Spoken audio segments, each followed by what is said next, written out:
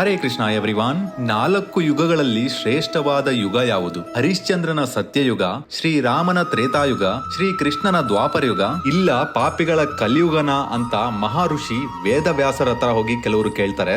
ಸತ್ಯಯುಗದಲ್ಲಿ 10 ವರ್ಷ ಮಾಡೋ ತಪಸ್ಸಿನ ಫಲ ತ್ರೇತಾಯುಗದಲ್ಲಿ 1 ವರ್ಷದಲ್ಲಿ ಸಿಗುತ್ತೆ. ತ್ರೇತಾಯುಗದಲ್ಲಿ 1 ವರ್ಷದಲ್ಲಿ ಮಾಡೋ ತಪಸ್ಸು ದ್ವಾಪರಯುಗದಲ್ಲಿ 1 ತಿಂಗಳಲ್ಲಿ ಸಿಗುತ್ತೆ. ಅದೇ ಮೋಸ, ವಂಚನೆ, ಪಾಪ, ಅಧರ್ಮ ತುಂಬಿರೋ ಕಲಿಯುಗದಲ್ಲಿ ಕೇವಲ ಭಗವಂತನ ನಾಮಸ್ಮರಣೆ ಮಾಡಿದ್ರೆ ಸಾಕು, ಪುಣ್ಯ ಸಿಗುತ್ತೆ. ಆದ್ದರಿಂದ ಕಲಿಯುಗನೇ ಶ್ರೇಷ್ಠವಾದ ಯುಗ ಎಂದು ಮಹರ್ಷಿ ಹೇಳ್ತಾರೆ. ಭಗವದ್ಗೀತೆಯ ಮುಂದಿನ ಶ್ಲೋಕದಲ್ಲಿ ಶ್ರೀಕೃಷ್ಣ ಅರ್ಜುನ ಕೇಳಿರೋ ಪ್ರಶ್ನೆಗೆ ಉತ್ತರಿಸ್ತಾರೆ. ಕರ್ಮ ಸನ್ಯಾಸ ಮತ್ತು ಭಕ್ತಿ ಸೇವೆಯ ಕರ್ಮ ಎರಡೂ ಮುಕ್ತಿಗೆ ಒಳ್ಳೆಯದು, ಆದರೆ ಭಕ್ತಿ ಸೇವೆಯಲ್ಲಿ ಮಾಡುವ ಕೆಲಸವು ಕರ್ಮ ಸನ್ಯಾಸಕ್ಕಿಂತ ಉತ್ತಮ ಎಂದು ಶ್ರೀಕೃಷ್ಣ ಇಲ್ಲಿ ಉತ್ತರಿಸ್ತಾ ಇದ್ದಾರೆ. ದೇವರ ಧ್ಯಾನ ಮಾಡೋದು ತುಂಬಾನೇ ಕಷ್ಟ, ತುಂಬಾ ಹೊತ್ತು ದೇವರ ಮೇಲೆ ಮನಸ್ಸು ನಿಲ್ಲಲ್ಲ. ಹಾಗಾಗಿ ಹೂವು ಹಣ್ಣು ಪೂಜೆಗಿಂತ ಧ್ಯಾನ ಶ್ರೇಷ್ಠ ಅಂತ ಇಲ್ಲಿ ಹೇಳ್ತಾ ಇರೋದು.